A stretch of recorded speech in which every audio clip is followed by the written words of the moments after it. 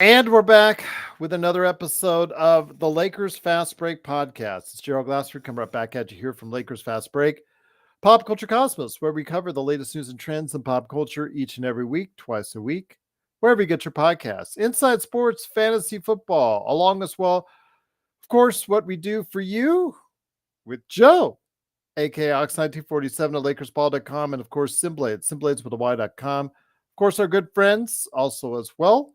John Costas, Lakers Corner and Clutch Talk, of course, also as well.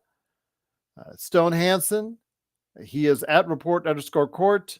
Our good friends, the Lakerholics, Jamie Sweet and Laker Tom. You know they're all feeling bummed right now, but they're right there for you at Lakerholics.com. Plus also as well, of course, Empire Jeff TV, Lakers in 5. Daniel Barry Sports Highlights, yo, and also as well, of course, John McCalian channel. Please support all these great channels. And if you can, please, in honor of the great season that we had, unfortunately, that just came to an end, please go ahead and support us. We are here all year long. We are not going anywhere. We are not going 1, 2, 3 Cancun because the Lakers are a full year thing for us. And if you like that, please go ahead and support us right here at the Lakers Fast Break podcast. Well, the Lakers came into tonight in another must-win game on the road. And I was saying in the post-game, in the pregame, excuse me, you got to go ahead and make sure you do the simple things, such as offensive rebounds. You got to limit that. Turnovers, you got to limit that. Free throws, I thought that was something that the Lakers can handle, but unfortunately tonight, it's the little things, the missed layups in the first half, the 9 free throws that you missed, and the offensive rebounds at the very last 5 minutes of the game. That's what came back to haunt the Lakers as they tried, they might. They showed a lot of will. They showed a lot of grit. They came back from a lead that they had to a deficit leading into the fourth quarter and came back strong, held the lead on a couple occasions late in the game, but unfortunately another last few seconds shot from Jamal Murray once again did us in. And the Lakers, their season ends with a 108-106 loss to the Denver Nuggets. Nuggets take the series 4-1 and unfortunately head on to go face Minnesota while the Lakers are going home wondering what could have been in a game where they had to have and unfortunately couldn't get it done. And here today to discuss tonight's game and the season and what's next are some great guys indeed. Start off with the madman from Toronto. He did get out of Toronto traffic to go ahead and scream with me on playback, both at the Lakers, at Denver, and at Cool Bro. It is Magic Man Sean Grice. Sean, great to have you here. Unfortunately, sometimes it's the little things that's the reason why you couldn't get it done. I mean, the Lakers had it lined up for another dramatic victory, but again, it's the little things that didn't get it done for the Lakers tonight. Gerald, to quote a great British grunge band, Gavin Rossdale, it's the little things that kill. Yep. Missed free throws, as much as we dislike and at most of the time find his lack of creativity detestable. You can't blame Darvin Ham for missed free throws. He doesn't take them. And for AD's injury in the third quarter that he sustained. We're not going to make excuses. AD didn't either. And you know what? AD, hats off to you, man. You played admirably. Admirably. It was a noble effort with one arm. You did everything you could. You were boxing out. You were rebounding with one arm against Aaron Gordon and Jokic. Just couldn't do anything offensively. Yeah, Gerald, there was little things, turnovers. I thought at times in the last 6 minutes there, both LeBron and D'Lo and Austin Reeves all took rushed, ill-advised shots. Were they gassed? Sure. Could Darvin Ham used a couple more timeouts at the end? Sure. But the fact was the AD got all ball on that, and Darvin Ham had to use it. He had to use it. Combination of things, Gerald. You know what? At the end of the day, the Denver Nuggets just out executed the Lakers in a 5-game series. The Lakers lost 4 games, Gerald, by a combined 21 points. 21 points. So it's the little things. The margin of error in the playoffs is just it's not just thin. It's almost like thinly veiled.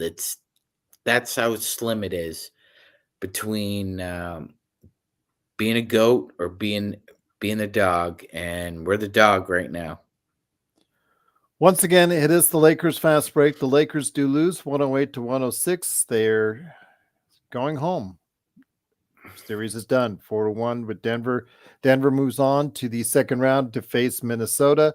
Here today to discuss today's game, a guy who is part of our playback.tv Lakers fast break coverage. And I appreciate everyone that was on playback, also YouTube, also Facebook. Big shout out, especially to Laker Nick. Of course, also as well, want to give a big shout out to Henry Hill, who is out there. And of course, Sean and Joe Soro. Joe Soro behind SimBladesWithAY.com, and of course also as well LakersBall.com. That's Locks 1947. Joe, I guess it wasn't meant to be. You make enough mistakes. You talked about it before. You missed that many layups. You missed that many bunnies. You missed that many gimmies. You missed that many free throws. You missed the stuff that's given to you on a silver platter and you don't get it done. Sometimes it just wasn't meant for you to win. It's been an issue all year. The free throws was a different wrench, but the offensive rebounding issues showed itself in the most crucial games, and they ended up losing because of it. The NBA got a gem tonight. I thought the product tonight was great. I thought the refs, being in that hostile environment, having to deal with the pressure of calling the game as fairly as they could. I actually enjoyed how they officiated tonight because it looked like they let them play. And I'm always going to be on the side of letting them play. And sure, if it grazes the wrist a little, if it grazes the elbow, sure, I prefer to play through that. And a lot of these guys can. So the NBA product tonight, if anybody besides Denver got a win tonight, the Lakers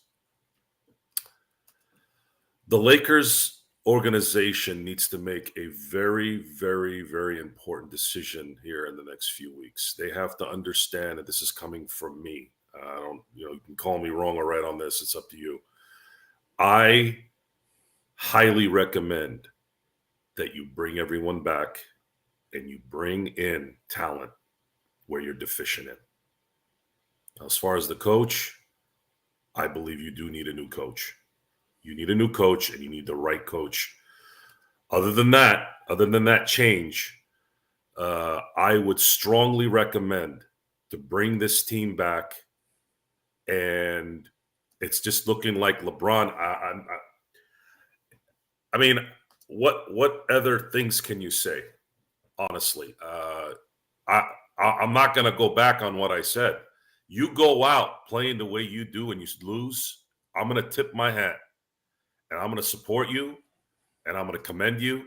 And I commend LeBron James. I commend Anthony Davis. I commend everybody. I commend everybody on this team. They played their rear ends off. But they are deficient in areas that are extremely important in games like this, and they need to cover those holes. That should be the goal of this organization in the next 2 to 3 months. And unfortunately for Darvin Ham, I don't think he's not the right coach for this team. They need someone that's somewhat innovative and somewhat able to dictate tempo for his team. Now you have LeBron James. I know he's out of this world talent that commands things, but that's even more an importance that you need to make sure that you do have a coach that can actually preserve him more here in the remaining time he has, so that in moments like this, you're not sitting there going, God, is he going to play 40 minutes? Is he going to play 44 minutes?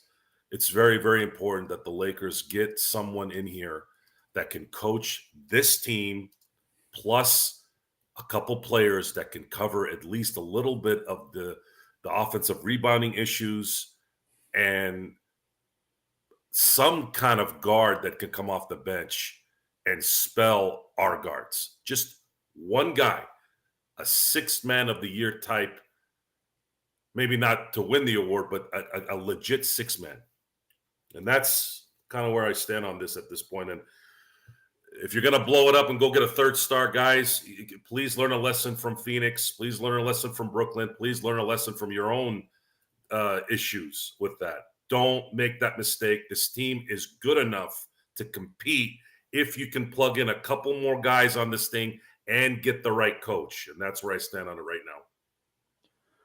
Once again, it is the Lakers losing 108-106. Their season is over. So I guess you could say it's 1-2-3 Cancun. But here today to go ahead and talk about what went on tonight. Good man indeed. You got to go ahead and check him out today on YouTube and wherever you get your podcasts as Clutch Talk and Lakers Corner. It is John Costa. John, great to have you here. I wish it was under better circumstances. The Lakers, again, just missed opportunities. Again, they had a chance to compete, and all the way throughout this game, they had a chance to take this game and really get into the heads of Denver if they went back to LA.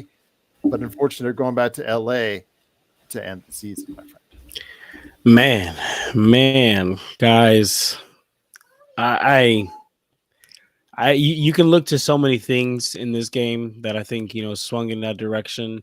I think the clear and the most obvious one is maybe if we wouldn't have challenged that, we would have had to challenge Jamal Murray when he hit a shot. There was still 3.6 seconds on the clock, but of course we didn't have a timeout, and there's conflicting reports. So we did not or did have a timeout. We did not have a timeout because when we challenged it, which this makes absolutely no sense to me. I don't understand why in the world we had a successful challenge and did not get our timeout back. Like, that just made no sense to me at all.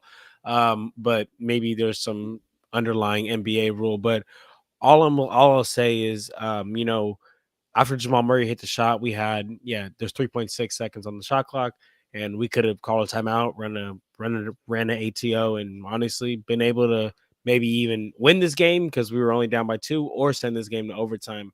Unfortunately, we couldn't do it. But, I feel like basketball, especially playoff basketball, you lose game on little possessions, right? Like, I think, or just little mistakes. Like, I witnessed Rui, I witnessed Spencer Dinwiddie miss 2 in a row. I witnessed LeBron miss a couple, all just freebies, free throws at layups for Rui. Layup. Exactly, right? I didn't want to butcher it, so I just pulled up the stat line. We were 18 of 27 from the free throw line tonight, y'all. 66% from the free throw line. That is a free throw, guys. That is a free throw. I totally understand being exhausted after running up and down the court. I totally understand being tired, being in the moment. But man, 18 of 27 from the free throw line is absolutely inexcusable. And also, want to also pull up stat line of this one because I don't want to misspeak, but I'm pretty sure that Denver had probably doubled the second chance points that we had. And it's frustrating because especially even in that fourth quarter, I witnessed so many, they miss a shot, and then now I'm just at the edge of my seat, like, all right, if we get a rebound right here and can go on another end and score, that's huge. But then what do? No, Aaron Gordon gets a rebound. No, MPJ gets a rebound. No, KCP gets a rebound, or it bounces their direction. So I honestly don't even know what to say anymore. As it's just, I guess it's unfortunate and it's surreal to see our season go. What's up, Joe? Go ahead, Joe. I got you. To back up my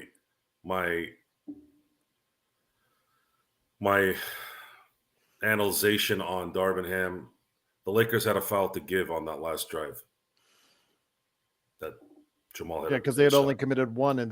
So these are the little things, folks, where This cannot happen. These are things that, the players are there to play. They're there to focus on what they're doing. And it's the coach's job to show and tell and talk to these players to see things that they're not seeing. That's the point of the coach. He's not an NBA head coach. I highly recommend letting him go and you go find the right coach for this team, because it does look like LeBron has some gas left. AD showed a lot this year. I have a lot of respect for him, always did, but I had a lot more. It grew this year. And you have some young talent here that are going to be valuable. If you want to package something for another player that might be a perfect role player, I get that part, but honestly, I would first get another coach, get a coach that would be right for this team, a guy that would for sure get you what you need. And then at that point, tinker the roster as best you can so that next year you have some depth, you have some ability to cover some of these deficiencies that you have.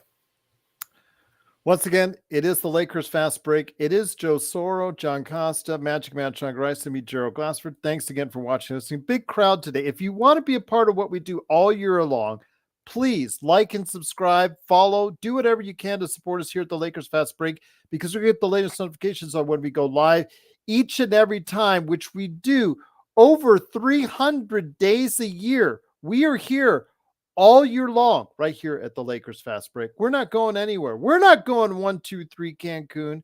But Magic Man, I wanted to ask you this.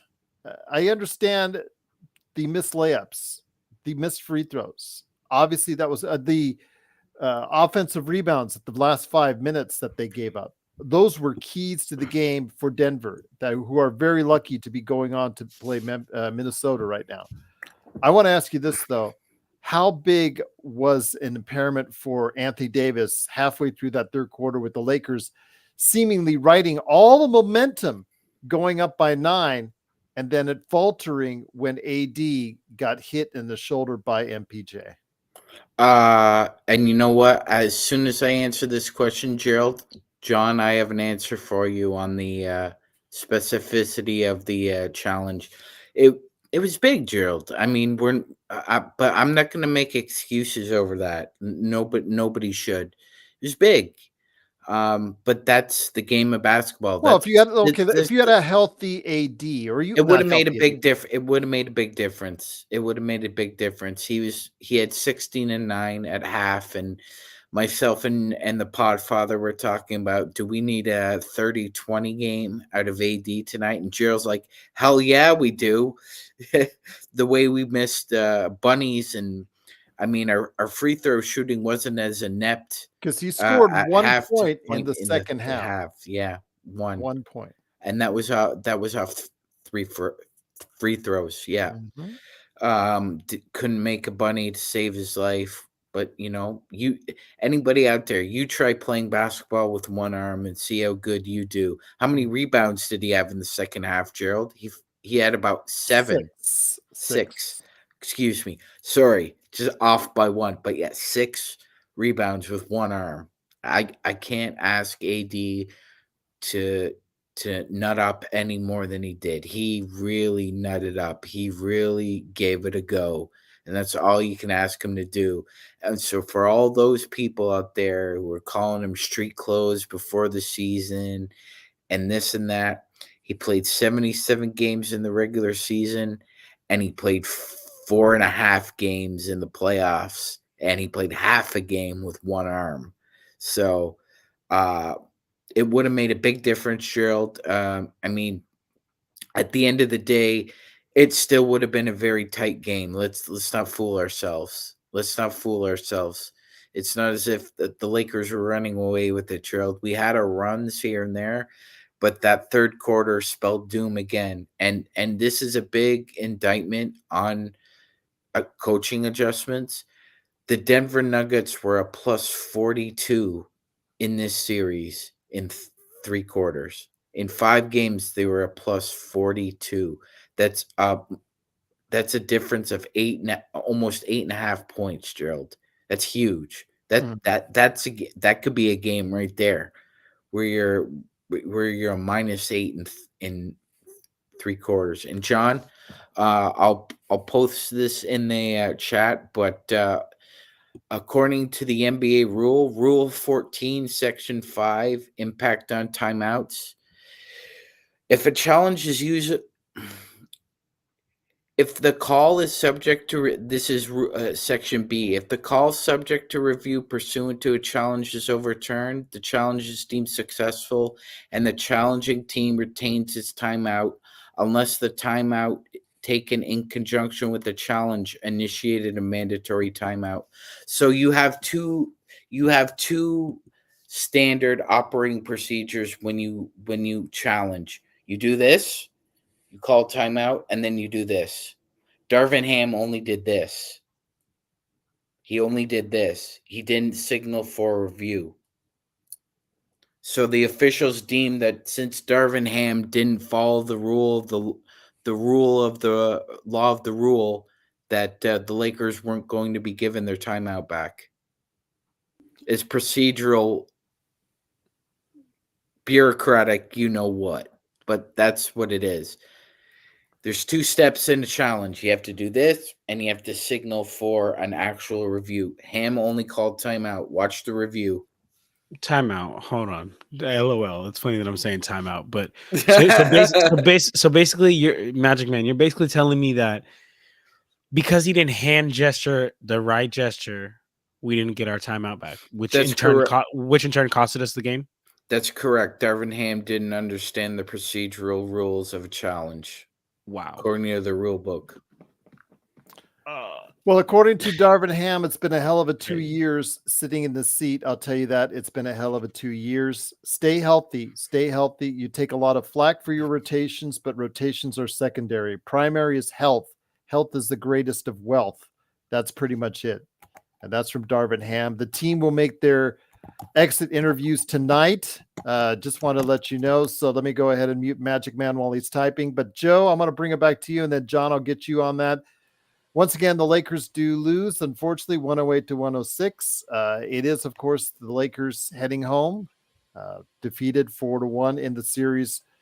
Where do we go from here, Joe? Obviously, we have to start looking at what went awry this season and what changes need to be made. You've already started some suggestions, but do you think right now it starts with the GM and the coach needing, I guess, a change of scenery, as it were?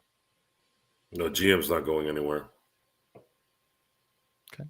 The head coach will likely be going somewhere if they're smart. We know that LeBron is going to opt out and sign an extension, and D Angelo Russell will test the market. And I would strongly suggest bringing him back. Some may not agree with that, but you bring him back, and if you have to do something later, at least you have that. You don't want to lose him for nothing, and I still think he has value. His value goes up if you can bring in a legitimate backup guard off the bench. His value goes up immensely if you can do that. Takes a little bit of the pressure off him and also keeps him healthy throughout the year even more. And the Lakers desperately, absolutely need to spend money any way possible, or if by some luck they draft a center that can actually provide some help down low. AD can no longer play center anymore. I think AD playing center and not having a backup is costing him. It's costing him the ability to win these games when we need him. He's doing too much. It's not that he can't do it. It's that it's too much in games like this. He needs to be able to be more free, more freelance a lot of times so that we can get the true talent out of him. And that's what I believe needs to happen. As far as Eddie being available, what I don't know what pick we're going to have here now. I'm assuming it's going to be in the. Well, right now it's 17, but Okay. that's only if New Orleans decides that they want to. So right now, allegedly, there's been words or talk that they're going to. You reported one way, Sean reported the other, so nobody knows until just before the draft what New Orleans is going to do. So okay, so if they do keep their pick, I don't know if Eddie drops to 17. especially with his tournament performance. I'm going to think that it'll be a lively situation where I think somebody will pick him up right at the end of the lottery or right after. I don't know if he's the answer either. That's something we have to talk to Stone about if he's still doing his thing. He is. Either way, the Lakers need to find a center, whether it's through the draft or whether it's through free agency. For the mid-level exception, they have to get a center, a legitimate starting center that will provide at least 25 minutes, sometimes maybe 30 minutes at the center position so that AD can flourish even more. This is imperative. Do not try to flip this again. Stop flipping at this point. You do have some young guys here. If you get a deal that you can't refuse, fine. But try and get this thing set the right way. And the first thing you got to do is you got to get rid of Darvin Ham. You got to get the right coach.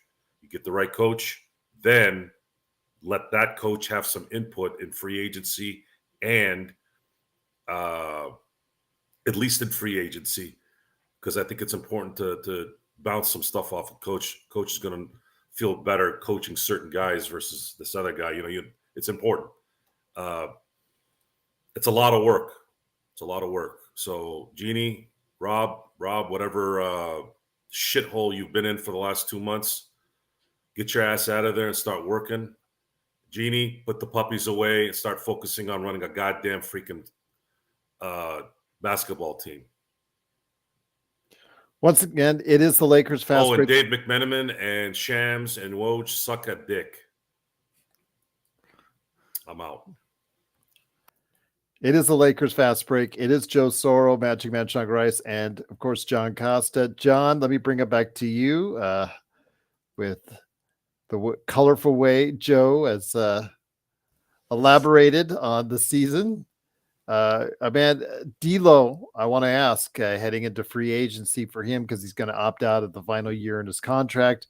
He's going to head into free agency. Struggled in 3 games. The 2 games that he was in there, 2 and 4. Yeah, gave you what you need to give you, but 2 out of 5 is not going to help you win a series. 2 out of 2 for 10 from behind the arc today. Mind you, he was not the only reason why. Of course, like we mentioned, offensive rebounds, free throws, missed layups. There's a laundry list of reasons why the Lakers lost today. But again, 2 of 10. He was struggling early on. He finally found a little bit of a rhythm there, John. But yeah, too little, too late. Too little, too late. Exactly. And I just like how you said, Gerald, like I wouldn't put, if I had a list as to what hurt us, be at the top. It wouldn't be at the top. Exactly. 2 for 10 from 3 isn't going to get it done. Exactly. It wouldn't. It's not going to get it done, but it also wouldn't be at the top. Like I said, I'd that think 9 the offensive free throws rebounding sticks out. Yeah, so that one sticks out the most to me. The free throws and the offensive rebounding is absolutely what killed us. But as far as D Angelo Russell, like I've come to terms, and you guys know I'm the D Angelo Russell fan club president, right? Like he's my guy. When his name was getting dragged through the mud, I made a video about him. I talked all about him. Always gave him love. But I've just come to terms with the fact that in this league there are regular season players and playoff players, and or there are players who can just flat out, do them both. And I think that I know, because now I had a theory, I had a hypothesis, and the game film proved it right. And the years that I've seen him in the playoffs, it's proven to be right. I mean, playoffs, it becomes literally a chess game, and they just throw so many defensive schemes, I think, in the way of D'Angelo Russell, that he has a hard time finding rhythm in the regular season. And we hear players talk about this all the time. Like in the regular season, you don't have as much time to hone in on one player and one team and what they want to and what they want to get to. So like, you're playing one team one game, and then next day you're hopping on a plane, getting on and getting ready to face another team. So you get a quick little scouting report, but you don't really get to sit there and lock in and take away a player's strengths. In the playoffs, that's what you get to do. And just time and time again, D'Angelo Russell has come up short in playoffs. That's because I think that coaches are able to scheme Subscriber, him huh? and take him Cool. out of his rhythm, not even let him get into rhythm. And the games that he did have good games. I mean, he's really just catching and shooting. So, man, unfortunate, but I do think that for the right price, it's Joe said bring him back, but for the right price, it's worth bringing him over, bringing him back. And I love that. I love that GIF. That is very accurate. Thank you, Michael, for subscribing. Truly appreciate it. It is, of course, the Lakers Fast Break. Sean, I bring it back to you after that GIF you put out there. Again, I think one of the questions about going into next season is whether or not they will retain Darvin Ham. Subscriber, huh? Cool. Thank you, Super Zeke, trolling us for days now. Thank you for subscribing. At least you can do that. It's much appreciated. Magic Man, I don't mean to get you all misty-eyed in regards to the loss of the Lakers, but Darvin Ham staying or going, if he stays, will that get you even more misty-eyed?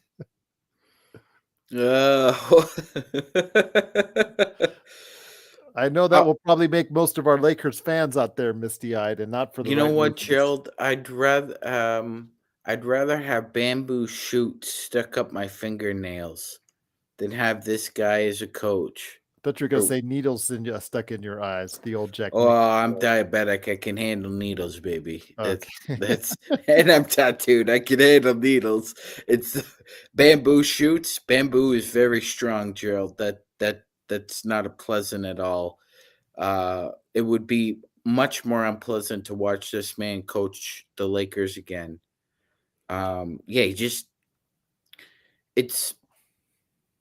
It's bewildering if they would bring him back again, only in the sense that, again, look,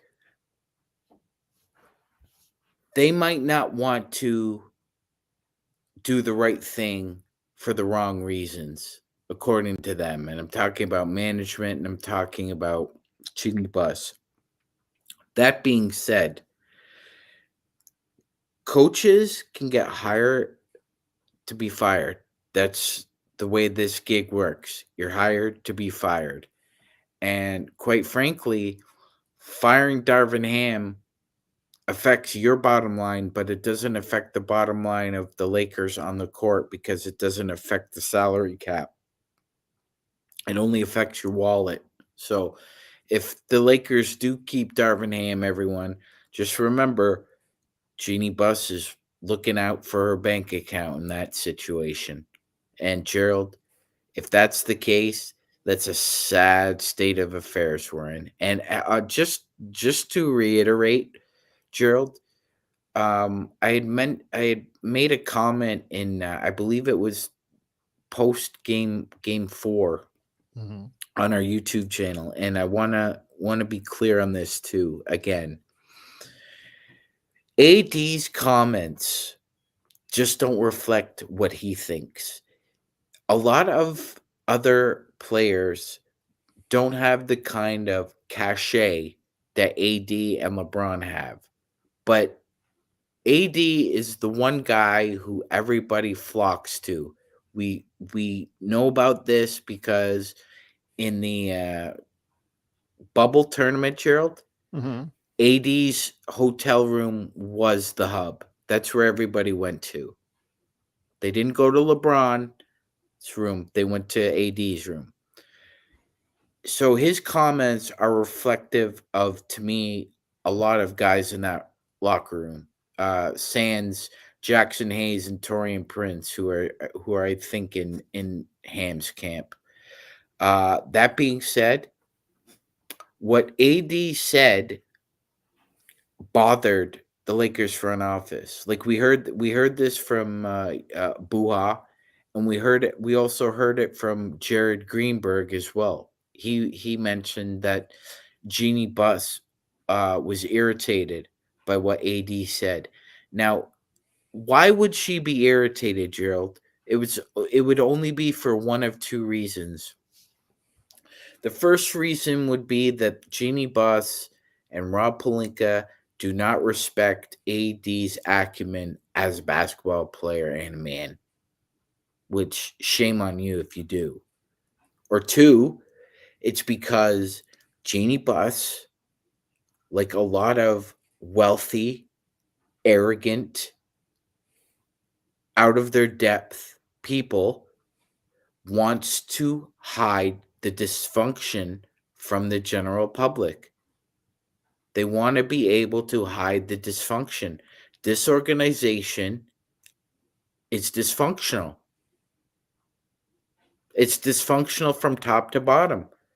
If you have a star player making those comments freely, and by the way, AD is pretty buttoned up even when he's critical, Gerald. If you have your buttoned up superstar saying this, it's an indictment on your decision making. And it pains me to say this, Gerald, but Jeannie Buss and Rob Pelinka are all about their egos before the Lakers. If they keep Darvin Ham, they're all about their egos. Well, again, with Darvin Ham, the question is going to remain, Joe, and I'll bring it back to you. Why did not Darvin Ham during that run that they made in the third quarter? Because halfway through the third quarter, we were looking pretty good. We had built up a 9-point lead, but they, of course, the Nuggets went on a run, and Ham did nothing to stop it. Darvin Ham's issues have been there since he's been a coach. He started off terribly in the first interview he did on Lakers Media Day. When you speak in jackass, and to me, jackass is cliches and monotone, just crap. You're already telling me that you're not really made for this. This isn't a Bill Belichick situation, because I've gotten retorts. Well, what about Bill Belichick? Well, he doesn't say anything. He's monotone. He's this. I go, well, I guess he's the exception in terms of the tone, because when he draws up a defense, you don't score. Just ask the LA Rams. Sorry, cool, bro.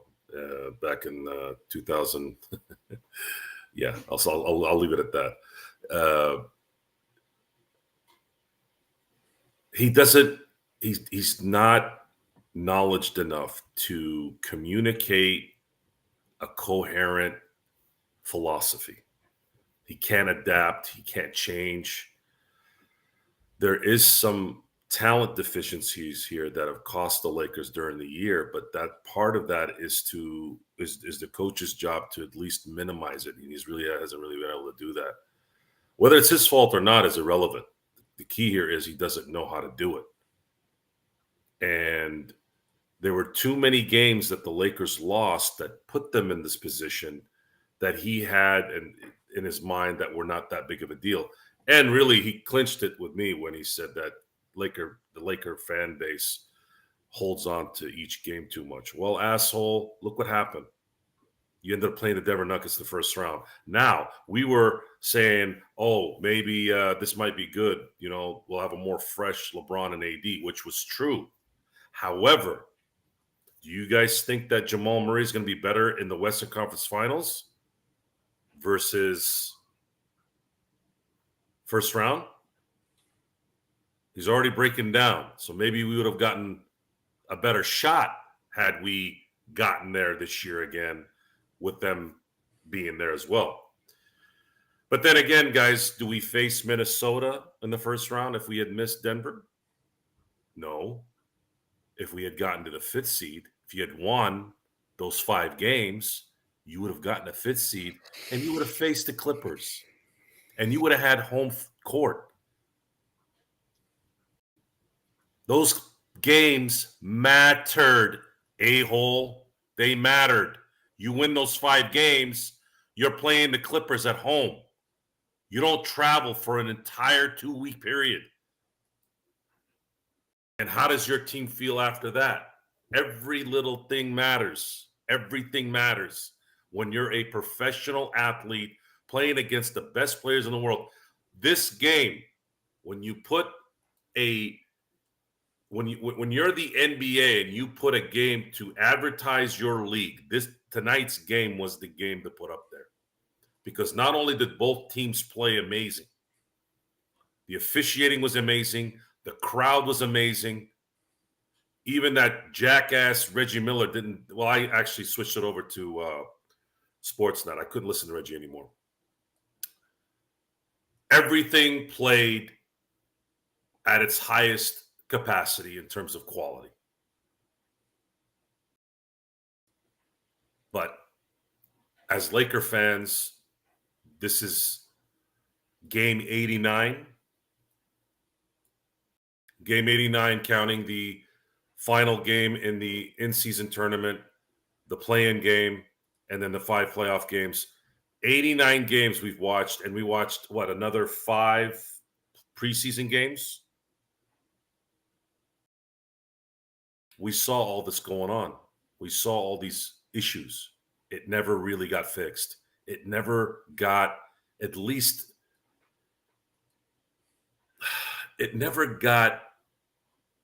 any improvement. Even just a little improvement would have helped. So that falls on the coach. And it's time. It's time for Jeannie and Rob to stop being dumb, get the right coach, bring everyone back, and add some damn talent on this team and go after it again next year. If you start going after a third star and you start mortgaging your future, all I got to show is the Phoenix Suns. Phoenix Suns, by the way, folks, they don't have a first-round pick, a second-round pick for the next 5 years. And they're paying 3 guys. Only really one of them out of the 3 is worth that contract at this point. They're paying 3 guys $200+ million. And Kevin Durant is just not – Kevin Durant has been a walking zombie since he's gone to Golden State. And Devin Booker is a one-way street, and Bradley Beal is a no-way street. An overpaid no-way street. You want to be that way? You want to be that? You won't likely be that because AD and LeBron are too good. But you can definitely allow yourselves a chance to do this again by adding talent that you need to clear up your deficiencies. And for sure this time, out of all these mistakes that you've made the last 12 years with hiring a coach, get a goddamn coach that LeBron likes, that AD likes, that the team is going to respond to. And let's go see if they can get one more championship. Once again, it is the Lakers Fast Break. It is Magic Man Sean Grice, Joe Soro, John Costa, me, Gerald Glassford. Thanks again for watching and listening. The Lakers, unfortunately, end their season on a down note, losing the series 4-1 after a 108-106 loss to the Denver Nuggets, who move on to the second round to face the Minnesota Timberwolves. John, I bring it back to you. I'm going to bring back up again what Bobby Marks from ESPN put up there as far as what the Lakers in the synopsis there. I think it's pretty well maps out what you can go ahead and do now. The only thing that I would add in there is, do you keep or fire Darvin Ham and Rob Pelinka? That would be my what to watch on the number 4 spot. But with every passing moment, I think that Darvin Ham gets stronger and stronger in his position and retaining, whether we like it or not, which we don't, by the way. Rob Pelinka, his work is cut out for him this summer to see what he can do to make this team better, because as LeBron gets older, he is not going to get any better, John. So you've got a lot of decisions to make and how to help them, both him and AD, because you don't know how many other seasons you're going to get with both of them playing over 65 games, John.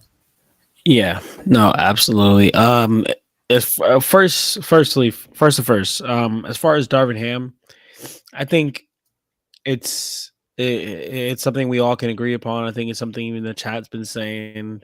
Darvin Ham has to go. Like he's just not the answer, and we may not even know what the answer is, but at least we know that that's not the answer. And sometimes in life, to know what's not it is at least good. It's a starting point. It's like, all right, cool. Well, I may not know who the right answer is for this, but I know it's not this guy. So that's that. But if he will actually go, I honestly don't know. I really don't know because I know earlier in the season when we had when we had one of these live streams, we were talking about how Darvin Ham he's Rob and Genie's shield. He's robbing Genie's shield. We talked about the fact that Genie cares more about her pockets, more about her puppies, more about her personal life. We talk about how Rob just wants to remain in that role, and they don't want the blame to be on them. They don't want to catch that heat. So you know who catches that heat? All Mr. Darvin Baloney. Darvin Baloney. That is who catches all the heat, catches all the stray. So I honestly wouldn't be surprised if he returns as our coach next year. It's unfortunate because it's clear that this isn't the right answer. And if Rob or Jeannie doesn't see that, well, there's not even any way that they don't see it. I know they see it for a fact. It's just, are they going to act upon that or not? And this is the time right now where, people want to talk, talk big game, say this, say that. All right, well, it's time to put your money where your mouth is. Are you really going to back up what you're saying? Do you really care about the franchise more than whatever else you got going on? So, hey, man, hopefully Genie makes the right decision. Hopefully the Lakers can do a little bit of what Justin's saying here, I guess. but yeah, that is how I feel about that. Darvin Ham's got to go though. I like this list though by Justin on Twitter. Before the list, hire Bob Myers. Number 1, fire Ham tonight.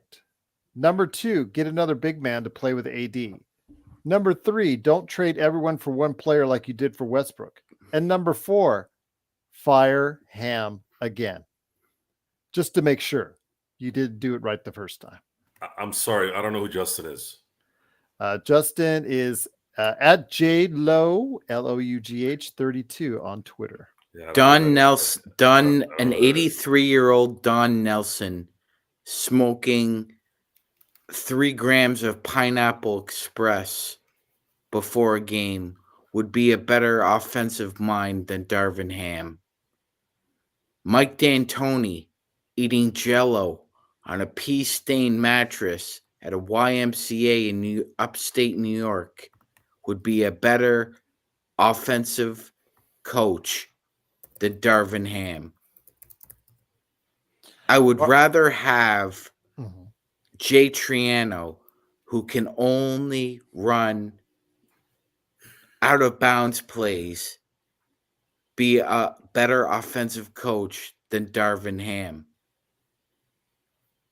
I would take Joe's 2 little girls coaching this team to have a little bit more offensive creativity than Darvin Ham. Okay. No pork on the fork. No pork on the fork.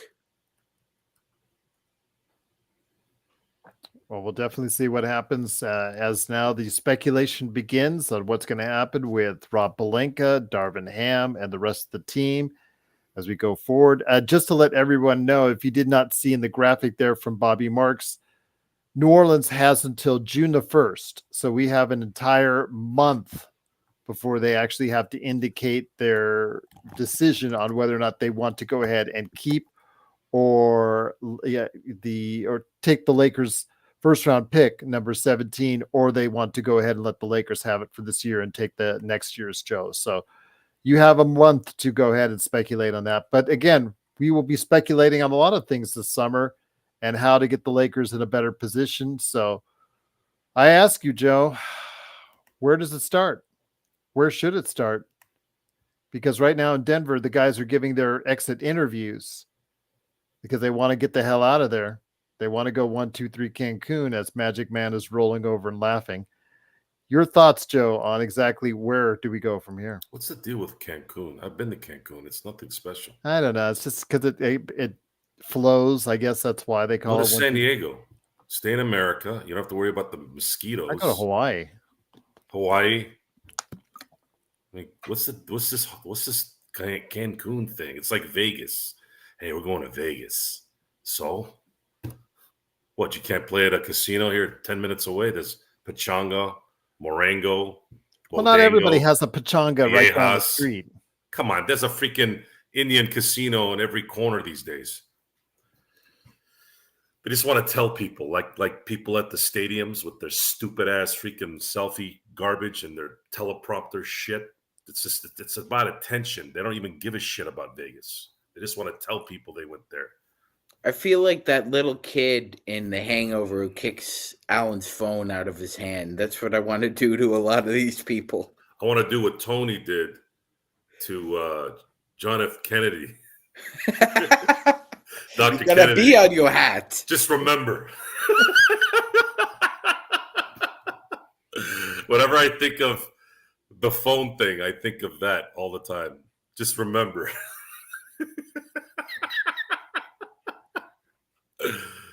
Want to mention Anyways. as well the other games that were on tap. Boston beat Miami. They're up 3-1, and Oklahoma City finished off New Orleans, sweeping them 97-89. Go ahead, Joe. We have to be realistic on what's likely to happen. What's likely to happen is Rob Pelinka is not going anywhere. So getting Bob Myers in here is 0. I do believe they're going to fire Darvin Ham. They have no choice. They don't want to deal with the PR on that all summer. My only issue with that is, are they going to be able to find the right person? Are they going to go get Budenholzer? Like, you're getting basically the mentor of Darvin Ham. And he got fired out of Milwaukee because he couldn't figure things out and he was too stubborn to do certain things too. We cannot afford a stubborn coach that's wrong again. You can be stubborn, but you have to be right. And more important than those things, or at least equally, do not fleece your team for one player. Don't do it. You guys haven't been able to draft anybody that's a difference maker that you're keeping. You've drafted good ones, but then you trade them away for dog shit or let them go for nothing. Don't do that. And instill some confidence in guys that are actually talented that maybe didn't have the kind of series you wanted here. Again, you just played the Denver Nuggets. So expecting D Angelo to be this superstar, you guys, he's not a superstar. He's a role player. And he was in an offense that it was like putting Michael Vick in a Chuck Knox offense. For those of you who don't know who Chuck Knox is, doesn't matter if you do or not. Chuck Knox would run the ball. He would run on every play if he could. He was the opposite. He was the opposite of Don Coryell. Don Coryell was the guy that liked to throw a lot. This is back in the 70s and 80s. Ground Chuck. Thank you, Ace. You, my man right there. See this? Right there. I love when our people are. Yes! Love that stuff. You guys know your stuff. So D'Angelo was not given the opportunity to really be what he can be because there was such a huge deficiency in the scheme and the coach. You might think I'm making an excuse. You might say, Joe, come on. He missed those open shots tonight. He went over in the other game. Well, guys, I'm going to say it again. He's not a star. Role players need roles. And if you know what those guys need for them to be effective, then you need to make sure you set an offense that can enhance their skills. LeBron and AD don't need their skills to be enhanced. They are who they are. You adapt to it. You remember when Kobe would do this? You know what this is, guys? This is break the triangle. Okay? You think, did you ever see Jordan Farmar do this? Did you ever see Shannon Brown do this? No. You saw one guy do that. Kobe would recognize something. Phil knew right away, all right, Kobe's got an idea. Let him go do his thing. Maybe he'd let LO do it too. I just never saw LO do the break. This is what the coach's job is supposed to do. You're supposed to, it's ebb and flow. Okay, figure it out. Where can you put this guy? Where can you put that guy? What can you do here? What you can do there? All these things matter. Darvin Ham is not capable of doing that game in and game out. And his demeanor when he doesn't do it is even worse. He says the worst things. Like, we hang on to too many of these games. Well, you put yourself in a position where you had to play Denver in the first round, and now you're out within a week. Now who looks like an idiot? So that's it. You get a new coach, and you have to get the right one. Bring everyone back and put talent on this team. This team right now that you have. If you get a deal that's just makes too much sense, sure, of course. They might be there. And by the way, it's not Kevin Durant. Keep that guy away from LA. Keep that guy away from anyone, actually. If I'm a GM, I don't care how good he is. That guy is a mental weakling at the highest capacity. You don't want that guy. You don't want that cancer on your team. He's done mentally, and he's been done. Stay away from him. They want to give up Devin Booker. Sure, I'll deal with his issues, but I think he'd be really perfect for an AD LeBron team. But that's not going to happen anyways. The Lakers have to understand that they have probably. I thought maybe this would be the last year, but I'm looking at how LeBron finished the year. At AD, hey guys, maybe they got another year left. Give these guys another chance. Come on. Bring them some guys that can help. Get a good coach, and let's go. Let's see what we can do in 25. Once again, it is the Lakers Fast Break. It is Joe Soro, Magic Man Sean Grice. John Costa was with us also as well. It's Gerald Glassford. Thanks so much again for watching, listening all season long. We will continue to be here each and every day, as many days as we can, right here at the Lakers Fast Break throughout the summer, throughout the fall. We have a great time because we also make sure we give you the latest of what's going on with Laker news. We go ahead and speculate a lot on what's going on with the draft, coming up for free agency. We also go ahead and check in with each and every one of the other teams in the NBA. So that was awesome how we were able to go ahead. Magic Man, you and I worked very hard on getting representatives for each and every team to come on during the month of August and September.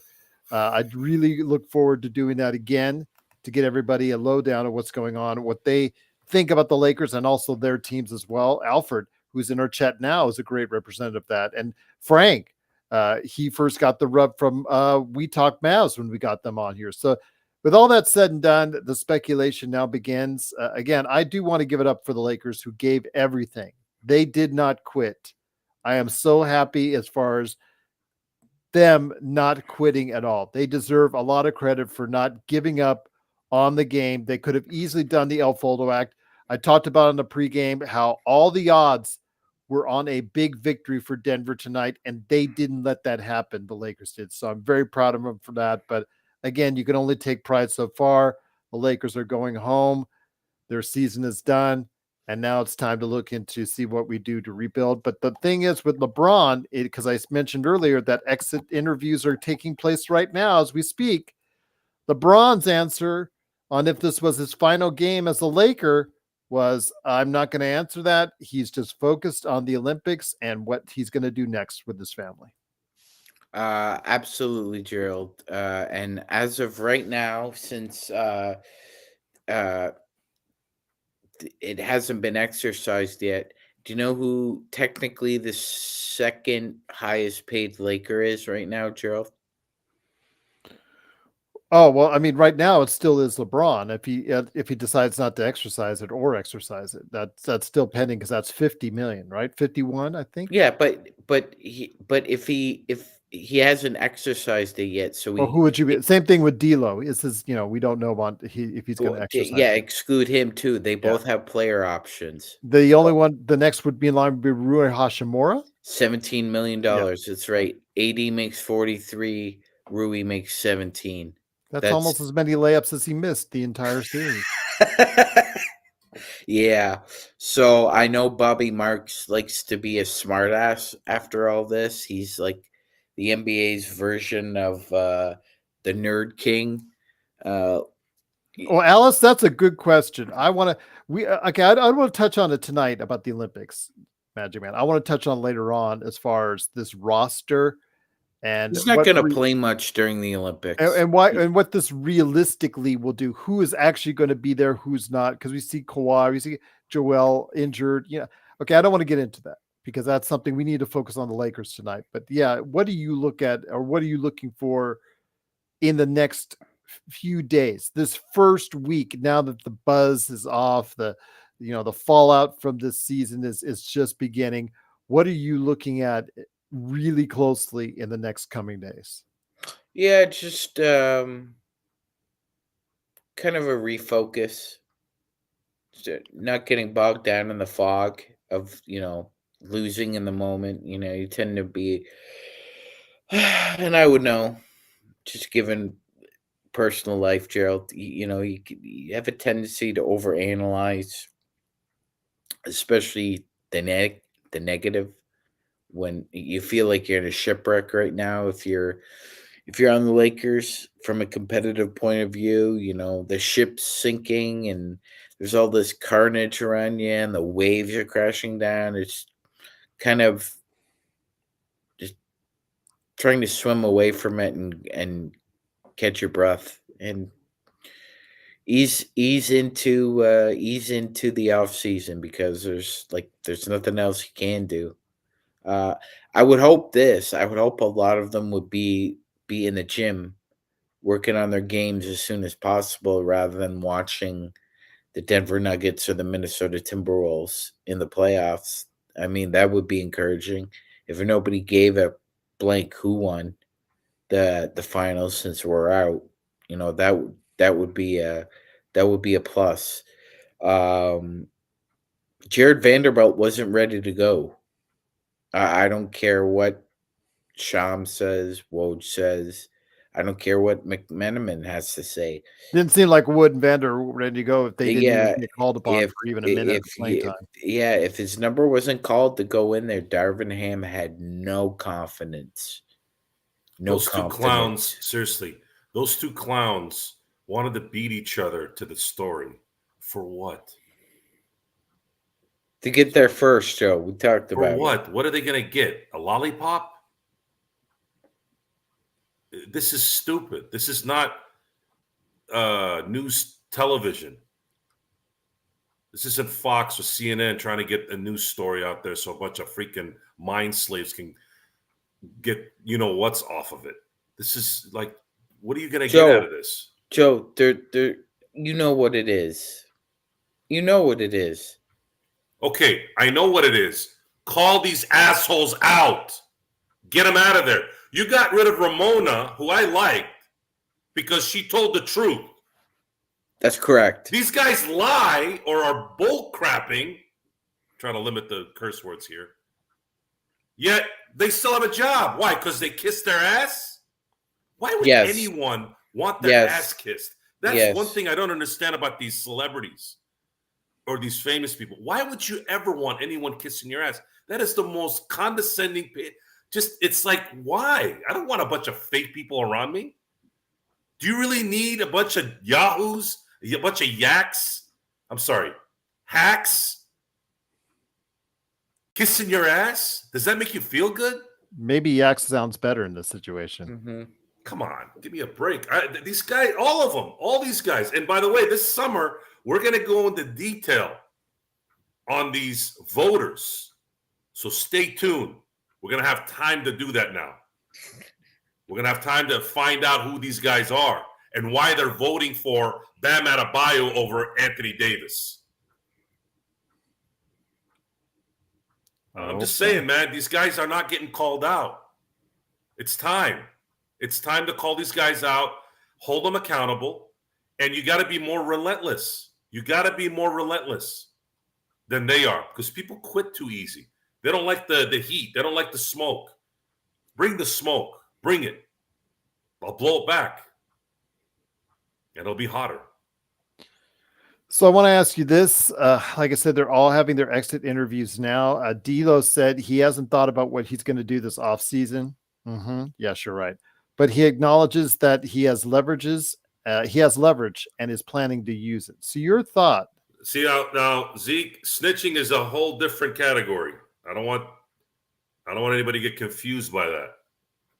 Don't snitch. You got your little inside thing. I can respect the keeping it close to the chest. Not talking about that. That means he doesn't want to play for Darvin Ham, Gerald. So, but he does have the leverage in this. But the thing is, Joe, with the way he played, again, erratically, inconsistently is, I guess, the best way to describe it. He had 2 good games, 3 bad ones. Exactly how much do you pay a player like that, Joe, leading into the summer? This is the NBA in 2024, folks. I want you guys to turn on your hearing aids, okay? Understand this, especially with the new CBA that was implemented last year with these aprons, okay? You cannot lose this asset. We cannot lose this asset for nothing. If D Angelo does not re-sign, you are not able to make up that money. You have to sign him for business purposes, leverage. Now, the other problem is if somebody comes in and offers them $25 million per for 4 years, then you're screwed. Then you can't do anything about it. Okay, so get this. Wait, let me just interrupt you real quick because I know it's said in the chat about Sham's latest tweet. I know you're going to love this. Lakers finished 2 season has left Darvin Ham's future in serious peril. Really? Huh. Wouldn't have figured that one, huh? Man, gosh. Thank God we have you here, Shams. As some stakeholders indicate he is highly unlikely to return, sources say. Then it leads into his article, what he wants you to actually read and go from there. But what are you going to tell me next? Elon Musk likes to troll people on Twitter? Exactly. I mean, telling us the obvious. Okay.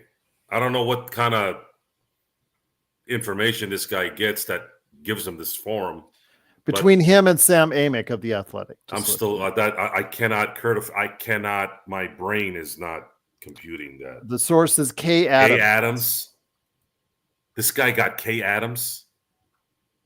His girlfriend. His girlfriend is the source. Along with Sam Amick. Reposting this. Sean, continue. I gotta take a minute here. Go ahead, Sean. Your thoughts on this, my friend. Thank you, Mr. Obvious, Sham Sharania, for telling us something we didn't already know. Peril.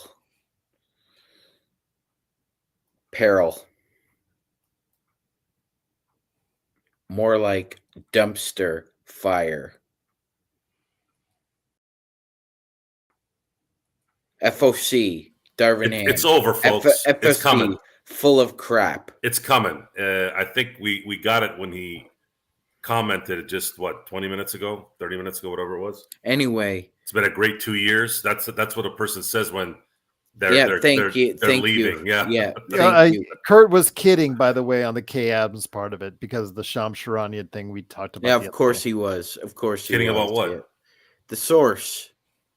It was between Sam Amick and Sham. I wasn't commenting on the source. Amick's a connected guy, so I mean, if his sources are saying the same thing as Sharania, then that melds. Oh dear God, Frank, don't even wish that. If Mavs lose, Kid is coming to LA. No way. There's no way. There's no. I just got the chills. By the way, that's not like okay. Let's say the Mavs do lose, Gerald. Mark Cuban isn't gonna fire his drinking buddy. That you people like they go out drinking together. He has Jason Kidd over for wine tasting. They're buds. He's not going to fire his bud. Is he even control of the Mavs- operation now? Yes, he is still in control. He has Yes. the cake and eat it too. So Frank, let me get this correct. He sold his majority interest in the team, but retained control. Is that correct? Yes. Yes. Old Frank is lady gonna Adel, tell you. old lady Adelson bought the team, and he still runs the show. Yeah, it's the cake and eat it too. For what I would. He's not going to fire his drinking buddy. Yeah. It's not going to happen. We'll see if what if Now, Luka wants if Luka wants it, then that'll make you think.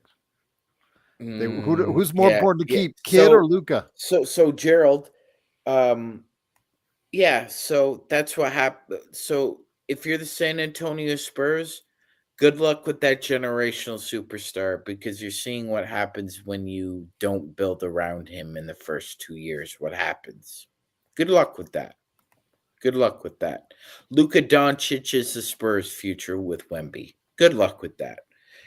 But back to our problems, Gerald, because that's what matters. The Lakers, not the Mavs. 17 championships. They got one. Go fly kite, Dallas. But we love Let's Talk Mavs. Shout out to Rel and King. Love those guys. Ham's got to go. No ifs, ands, or buts. I'm with John. I'm cautiously pessimistic that they will keep him around just so Jeannie doesn't have to waste more money.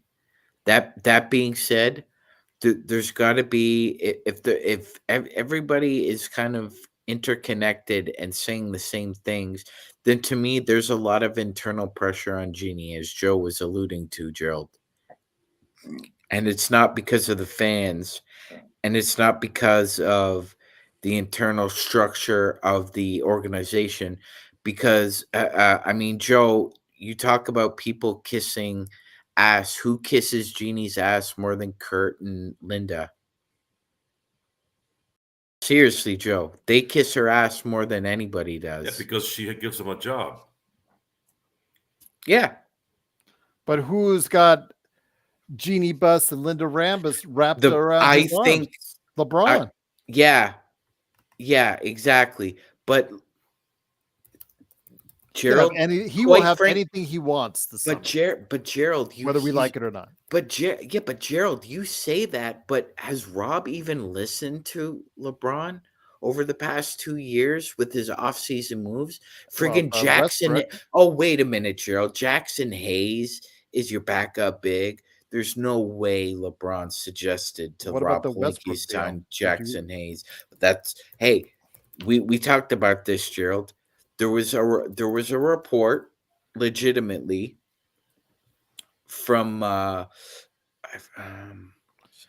it was from Tim McMahon and Brian Windhorst.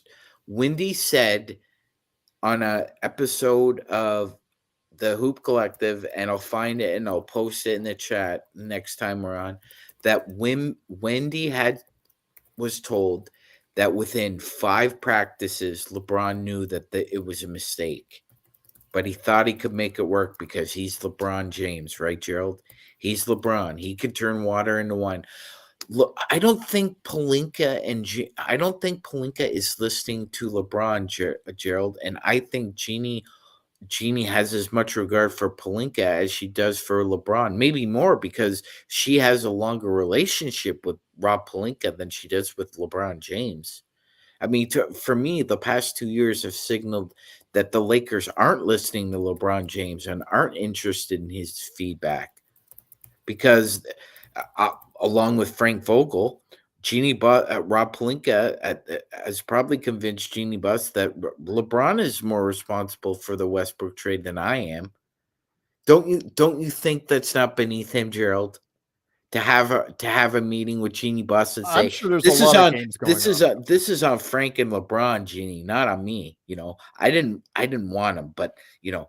Yeah, well, now you're stuck with a nearly 40-year-old superstar, Magic Man, who literally can dictate whatever he wants to do. And Joe's mentioned this as far Yeah, as but Gerald, I vehemently disagree. I think the Lakers listen to LeBron James like the Jets listen to Aaron Rodgers, which is they don't listen to them. I'm sorry, they listen. The way that man had both the owner and her confidant wrapped on one arm each. That one night I saw it tells me that's a man, and the way he sat back and smiled just tells me that's a man that has control of the situation. He may have her wrapped around his finger, but he doesn't have him. She's more important than him.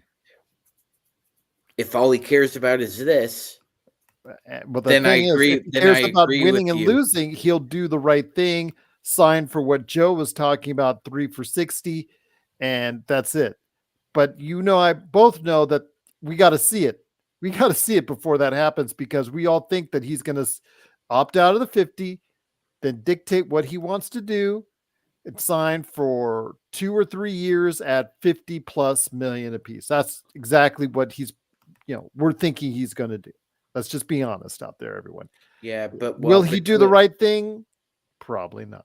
No, well, I question whether or not he actually can. He does have power like that, Alan. Again, you I saw what I saw, and you saw what was there.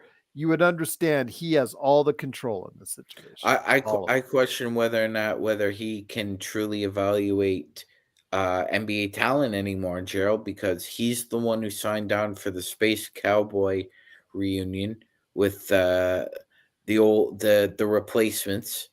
Well, Rob 39 wins, 39 wins, no playoffs. Then all of a sudden you decide, yeah, well, let's get Russell Westbrook in here, and let's decide to run that back. Or let's go ahead with Rob signing up the 2012 NBA All-Star team. Yeah, that was a great year indeed, wasn't it? So I have zero faith in Rob Pelinka getting the job done in this summer. We need to start. This is an organizational win and an organizational loss. And right now it's an organizational loss. The entire organization is to blame, not just one player, not just LeBron, not just AD, not just this, not just that. It's a whole organization from top to bottom that needs to be fixed. And it starts with Jeannie, but she's not going to sell the team. You can't control what's going on with Rob Pelinka, but you're probably not going to do that either. So is Ham going to be the fall guy? We'll wait and see. But Joe, again, it is, of course, the Lakers. Jeannie Buss is like Marge Schott running the Lakers, minus all the racism, and she's an inept owner. Okay, well, I just did. I did. I mean, she's Marge Schott without the racism. Inept ownership. Okay, you could say that because the team has lost more than they've won as far as overall playoff to non-playoff seasons under her auspices as governor. So you take what it's worth. But Joe, again, it's a lot of things to discuss in the off season, and of course we're going to do it. Gerald, you do realize Marge Schott complained that the Reds swept a World Series and that she couldn't make enough money because it didn't go any longer than it did. Good point, though, Kurt. I think Kurt has a good answer for you, though, Sean, if you check the chat out, as always. But let me go ahead and get Joe back in here. Joe, I know that a lot of people hang on to your every word. First off, is there a nightcap coming in the near future? And exactly where do you go next as far as your thoughts on what you think the Lakers should focus on for this summer? I think I've said it a few times tonight. Then you have. First and foremost, they got to get a new coach. And I would advise them to bring everyone back and cover your holes. Cover the holes you have with the ability to take advantage of the rules that you can add talent with. The mid-level exceptions, the whatever exceptions are available after that. We're not going to know until June 1 at the latest whether there's going to be a draft pick. We're going to have to wait. As far as the nightcap will still be around. But I'll keep you guys informed on when and how. Okay. Dodger games. I think I did, Frank. I think If I I did. did, guys, if I did Dodger games, I'd never. It's 6 days a week. I can't do it. The only way I could do that is if I didn't work. So therefore, I would need. What is Lake? Oh, what is Frank, Dodger I see that now. Well, wait till Joe sees this. Okay. So I'm going to go ahead and post on here just for Joe. This is to piss him off. So you're going to like this one, Joe. This one's not going to be pleasing you very much. So it's now, no, let's go that one. Okay. Share. And then we're going to go right on it with this. Sham Sharania, of course, piling on the Lakers here. He said the Lakers are open to drafting Bronny James this June to help fulfill LeBron James' dream of playing with his son.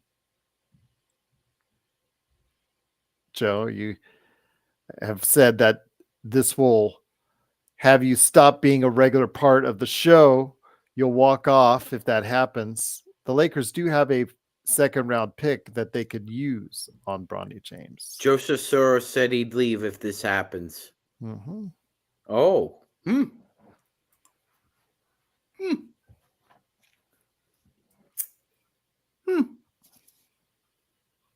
No comment. That wouldn't plug up any holes as far as that's concerned. Oh, I'd plug up one hole. No, it wouldn't plug any holes. It would open up 2 holes. Yep. 2 more holes.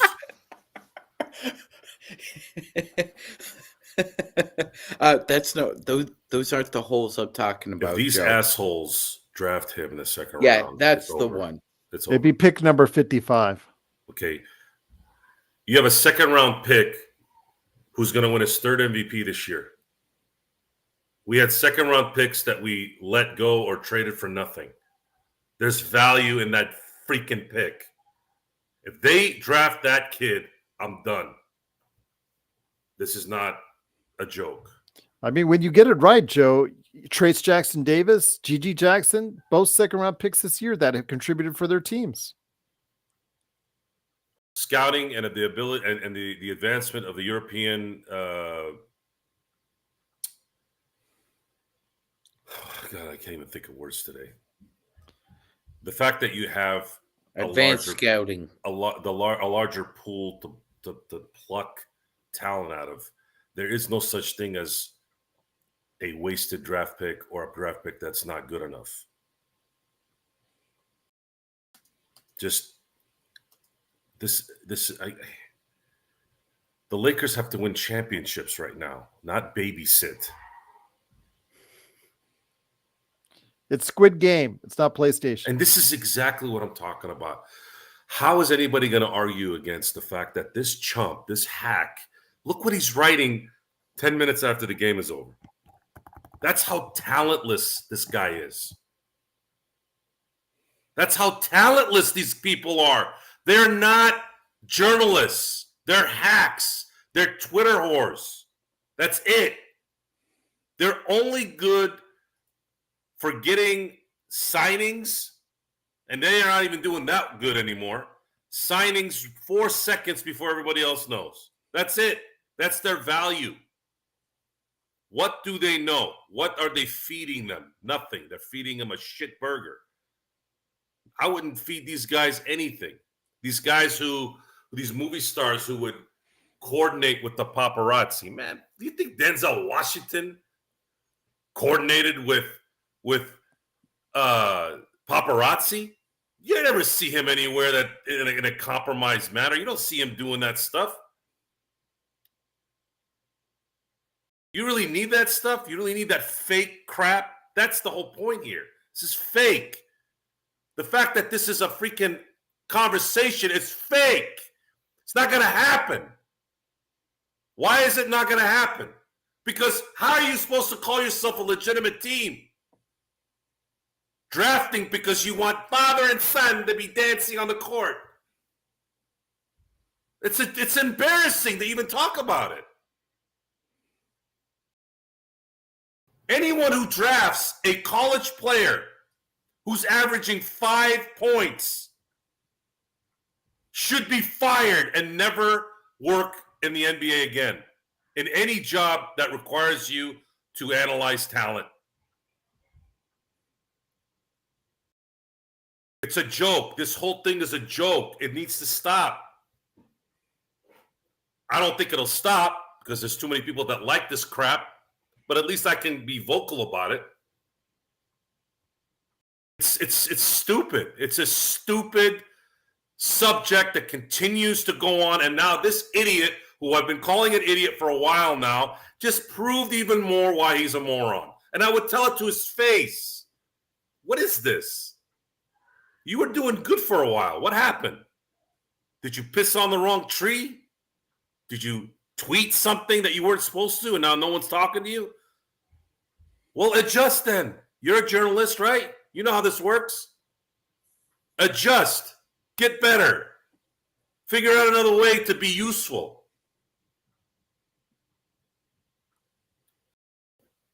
There's nothing else to discuss. I'm thinking about who the hell's going to be the next NBA coach for this team. And we're talking about some feel-good story about some guy who has no business, not only in the NBA, but probably in any league in Europe.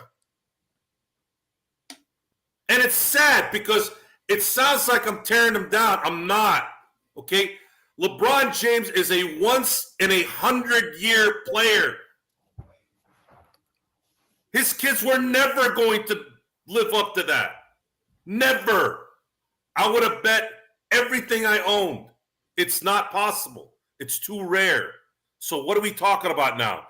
Are we going to open up the season with father-son?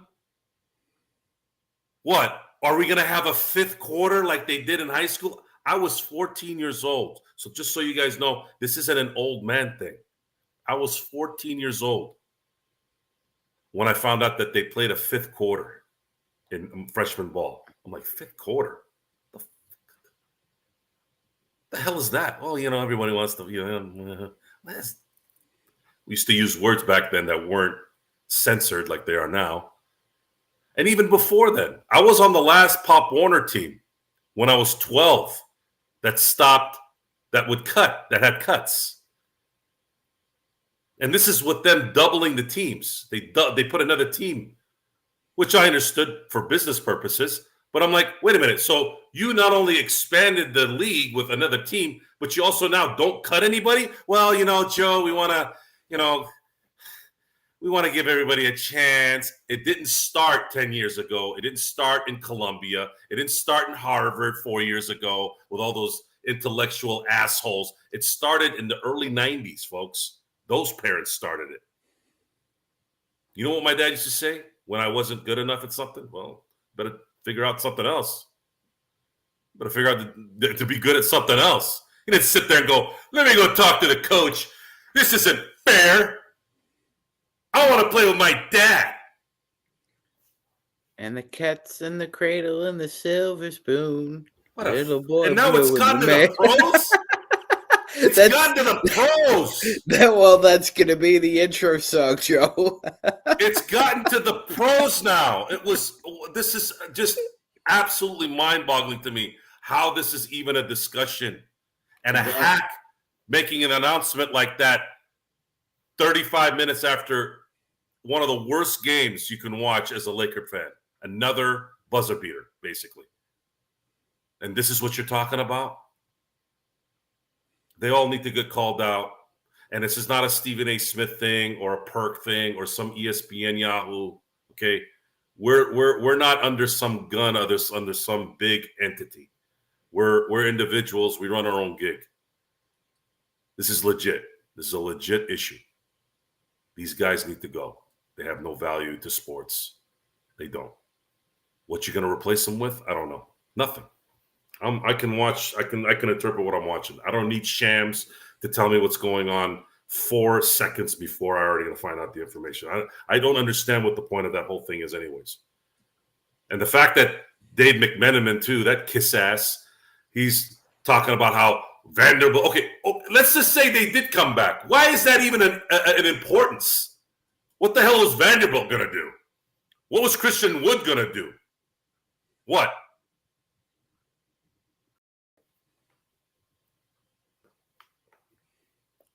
Good point. Well, it's Go ahead, Sean. factual. So Eric mentioned something, and I'll let Sean go here. Why did they draft Lonzo Ball? Why did Magic draft We Lonzo never Ball? got a real answer. We never did because they don't do their work. That Bronny drafting, if they draft Bronny, that's going to look We really sit here and we bad. think that everyone is going to be a certain person because of what they did before. Magic Johnson, in my book, was the greatest team athlete in the history of sports. Correct. Okay. It's not debatable. It's not debatable. Honestly, it's not. You're right. Now, I'm going to correlate it with something that everybody might identify with. When Howard Stern, God help me, that freaking giraffe piece of shit, he did ask Bryan Cranston a good question. He goes, do you think you'll ever have a better role than Walter White? He goes, absolutely not. I will never have a role like that again. That was number one, and I'll never get close. Magic Johnson is great at being Magic Johnson, folks. And he is great as Magic Johnson, but that's it. Michael Jordan, and when they say businessman, folks, come on. Use your head a little bit. The reason why Michael Jordan and Magic Johnson are good businessmen is because they're Magic Johnson and Michael Jordan. I'm not telling you they're dumb or anything, but that helps. Yeah, it's not like you're Junior Yeah. Brickman, Joe. Yeah. When they have to do something else, though, that requires them to go and, let's say, put in some work that they're not used to putting in, they got to obey some rules. What happened? They failed miserably. So we have to stop looking at everybody as, oh, well, it's him. No, that's not how it works. He's good at that. That's why when you're creating, let's say, a video game, you hire a guy that's doing trailers for a living. You hire a guy that does animation. You hire a guy that does the 3D modeling. You don't hire just one guy that does all that. It's probably not a smart idea to do that. You want to hire someone that's doing something day in and day out. Why was Jerry West great at his job? He was in the high school gyms. Jerry West, the freaking logo, was putting in the work. Why didn't Phil Jackson work in New York? Because he wasn't in the high schools. He retired because he's like, I don't feel like going to Cleveland in February on the road because of his back, his legs, his knees. Tie his shoes. Right. So it's if there's a lesson to be learned here, folks, in your life, make sure you vet the people that are doing a specific job for you and don't get mesmerized by who they are. At the end of the day, you have to get the job done. Because I've heard them all. I've heard all the stories, and I've done everything. I've paid them ahead of time. I've paid them in the middle. I've paid them in the end. I've paid them at the beginning, middle, and end. I've given them the leads. I've given them the support. I've left them alone. I didn't micromanage. Nothing. 99% of the time. Nothing. If someone doesn't want to be good or great at something, they're going to show you right away that they're not. And it's your job to not pussyfoot around it and go, okay, and what does that mean for the Lakers now? You don't go draft Stanford and Son shows for a feel-good story. This is a freaking professional basketball team. You have one more title to get to pass the green turds. I don't want to hear about some 5-point-a-game player you want to draft because you want him to play with his pops. What are you, crazy? You got to go get a center and a guard that can play off the bench. Two of those things have to happen this summer. However you can do it. If you can keep D'Lo, cool. If you can trade Rui for someone better than him, cool. You got to get a new coach. You already know this guy can't do it. He's not capable of doing it. Make sure you focus on that. Because I swear to God, if they get anywhere near Bronny, even if it's a free agent, I'm done. That's the break. That's the breaking point. I am not going to watch a goddamn Kim Kardashian, Beverly Hills skank show in sports. I'm not going to do it. And the NFL is getting close now with these rules. Now they're going to let them wear their Kelso helmets. Everybody's going to be wearing these bubble wraps around their head. What's next?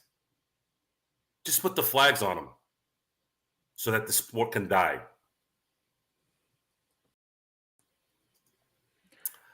I gotta push this a little bit more, guys. Please go. I'm pushing it. I don't know if this is going to get out there. I don't know when it's going to be viral.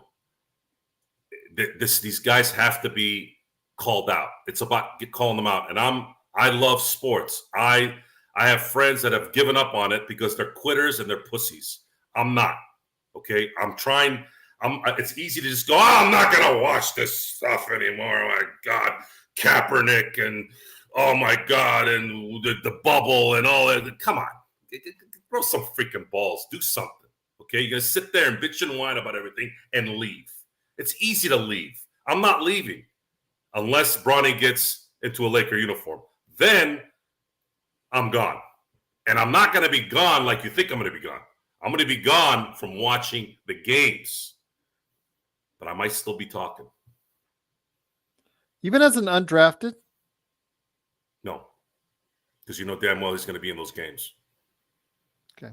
We're sitting here looking at Max Christie, who can't perform, and he's got talent to play in the NBA.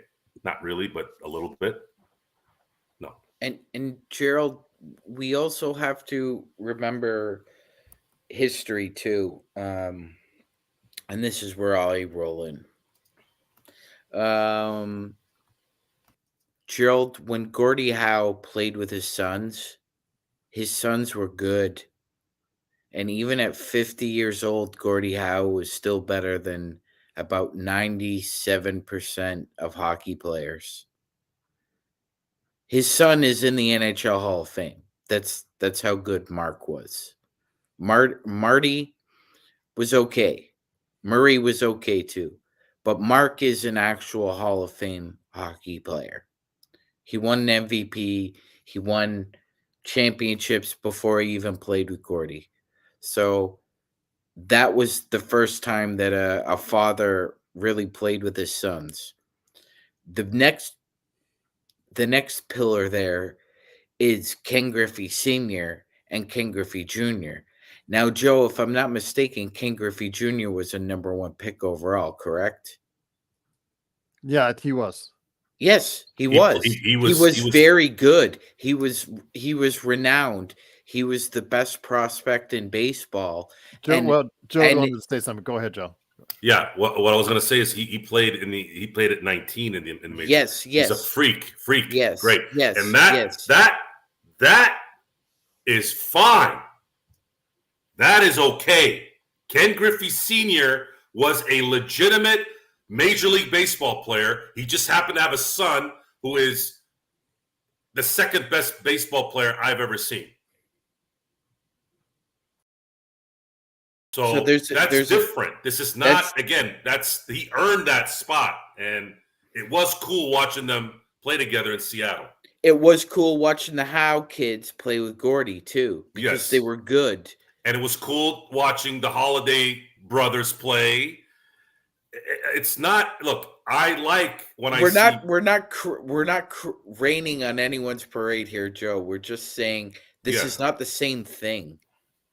It's not the same thing, even though LeBron wants it to be. Go ahead, Joe. Well,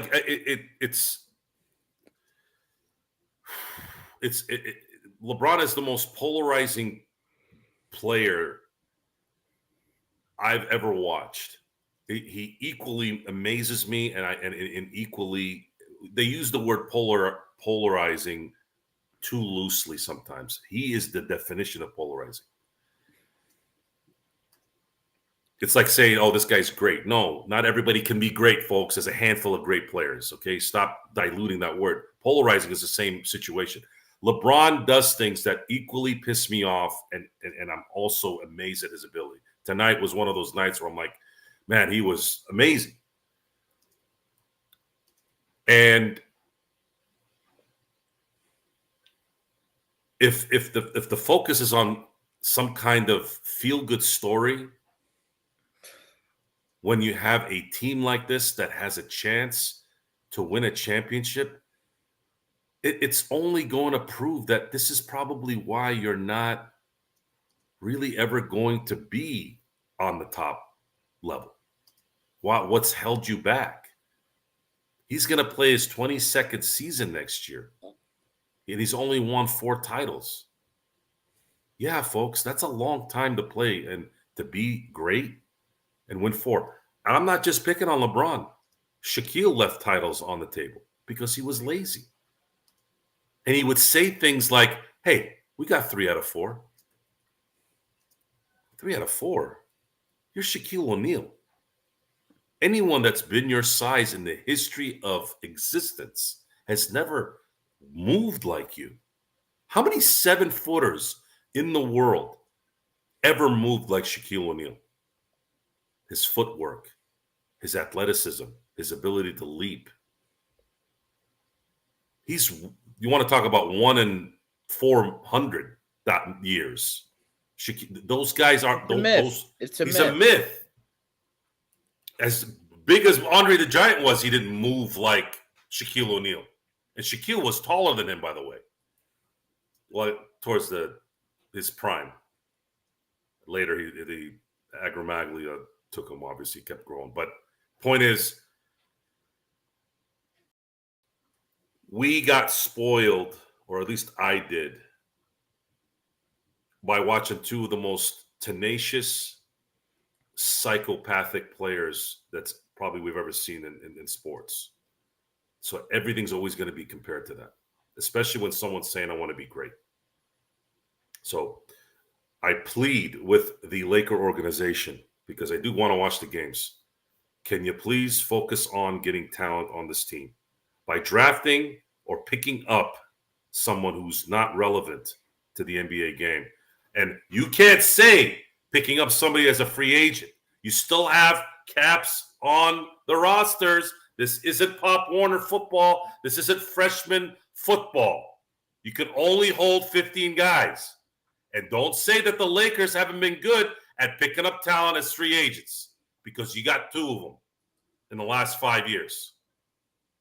2, not 1, 2. And Gerald, if it's sort of a fait accompli anyway amongst insiders, what's the difference if he's a 55th pick versus an undrafted player who signs a contract with the Lakers? What difference does that make in this legacy that they're trying to forge? I don't I'm just see saying one. that they've got 3 two-way spots available to them, so they may be targeting that. I'm just guessing out loud when I say that. Yeah, but that proven it or like it, Magic Man. that's logic. No, but Joe, I'm agreeing with you. I think that's logical. I actually think that's logical. That I'm not saying I like it at all, wasting a two-way spot on a guy who's averaged 5 points in college. But Right. again, it is reality is what it is. And maybe that's the deal, guys. Maybe if Braun signs for less, maybe that's the trade-off. I'm just throwing that out there. Well, and I mean, Joe, if you knew if that was the fly in the ointment there, I'm literally using fly in the ointment because it would be a fly in the ointment. But regardless, I'm just throwing it out there. Maybe it'd be a trade-off. Say, okay, I'll do the 20 million that Joe said a year, but you got to bring him on a two-way. Would you do that deal, guys? if I was LeBron, No, if you were the Lakers, would you be more acceptable of that deal and say, hey, Joe, I'm going to go ahead and take the 3 for 60 that you talked about, give the Lakers plenty of room to go ahead and make moves to better the team, but one of those 3 two-ways that ultimately the Lakers didn't really utilize at all here this season should go to Bronny? And it's only conditional on LeBron Exactly. having I'm it. just throwing it out there. I'm not saying I Yeah, I approve would. it. I'm not I saying I would. don't approve it. So please don't quote me I that. would. Oh yeah, I'm just throwing that out there. What if he goes, Joe? As far as that's good. What if he goes? I have no comment. You have no comment. Okay. I think I made myself clear. Okay. I feel like I've been I'm repeating just myself. again. That's just a scenario where If you're worried about that kind of stuff, you're not really focused on winning a championship. you're just getting cute. I can see that. If you want to go do Daddy Daycare Part 3, just go do it. Just go. You're in LA. Go do it. LA right now is a shithole. Anyways, right now, video games, movies. They don't know how to make a movie to save their life. They don't know how to make a video game to save their lives. So go work in that business and see if you can make it work. That's funny, Frank. Listen, Frank. Know your role. You know the rest. Oh my God. Let's get it is the Lakers fast break. It is Joe Soro, Magic Man Sean Grice, and me, Gerald Glassford. Thanks again for watching and listening. Alfred Esmond, he is in the chat. He covers the Orlando Magic daily. Big shout out to him because he and I tomorrow, along with hopefully these guys as well, we can arrange a time because we're going to be here throughout the playoffs, throughout the summer, throughout the Olympics, throughout the off season, throughout the draft, throughout free agency. We'll be here for it all, and we'll make sure we cover it each and every day that we're here at the Lakers Fast Break. So please like and subscribe. We will be here for it. All the good stuff. We don't take the summers off here at the Lakers Fast Break. So Magic Man, I think 147 in. I think it's time we need to go ahead and start wrapping things up. But to tie a bow onto this season, just some initial thoughts before we head on. I know you can have more deeper thoughts as we go along. Absolutely. I know in the coming days you will, but some initial thoughts before we head on out. I think Darvin Ham was dropped on his head as a baby, and that's why the big bump is on there. And I hope, for goodness sake, he's not our head coach come next season. Joe, I know I always set myself up for this, but any last thoughts before we head on out? No. Didn't think so. But once again, it is the Lakers Fast Break. Joe will advise you when the nightcap is coming back out. Hopefully he will have it sooner rather than later.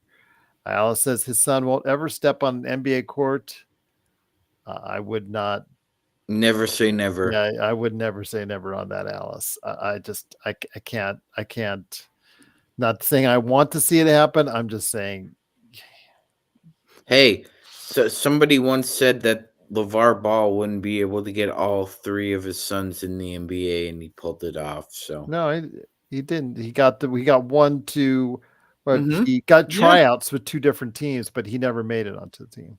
Well, regardless, what the critique is that all three of his sons would never get a shot in the NBA, and all three did. So Okay, well they got a shot, but yeah, what they did with that shot is again, LaMelo Ball could be a thing for the Lakers that they may if Charlotte's tired of the 40 games a year that they get from him.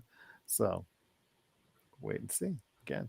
I would, if you guys are talking Trae Young, you might want to say, hey, I might be able to get LaMelo Ball a little bit on the cheap compared to speaking. So, yeah, I'm not big on Trae Young coming to the Lakers, but that's just me. Not for what you would have to give up, because we're now talking about all 3 of the first round draft picks, and just not for Trae Young. Yeah, that's a lot that you're gonna have to do, unless you got Bogdanovich, Capella, or Okongwu to come along with it. Then that may be able to help you out for minimal going back out. So, but I don't think that's going to happen. But we'll see. Once again, it is the Lakers Fast Break. The Lakers again do lose 108 to 106. That shuts down the season for them. But of course, with the Lakers, the off the court stuff is in many ways more interesting than what takes place on the court for the Lakers. And in the coming days and weeks, the rumors, the innuendo, the Shams, the Wojs, the McMenamins, the Buhas, the Trudells, the whoever reports out there, the Wallaces, just all over the place. They'll be still talking about the Los Angeles Lakers because it is a prime directive from all of these sports organizations. So, as they're talking about it, we got to talk about it.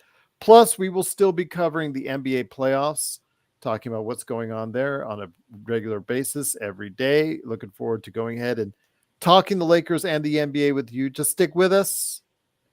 Please, if you have some fans in the NBA in your life or in the Lakers fans in your life, please let us know or let them know about us and what we do for you each and every day, what we do for you each and every night, what we do for you each and every year right here at the Lakers Fast Break Podcast. I get to work with Gerald and Joe. Shams has to work with Michelle Trout Lips Beetle. Go Lakers.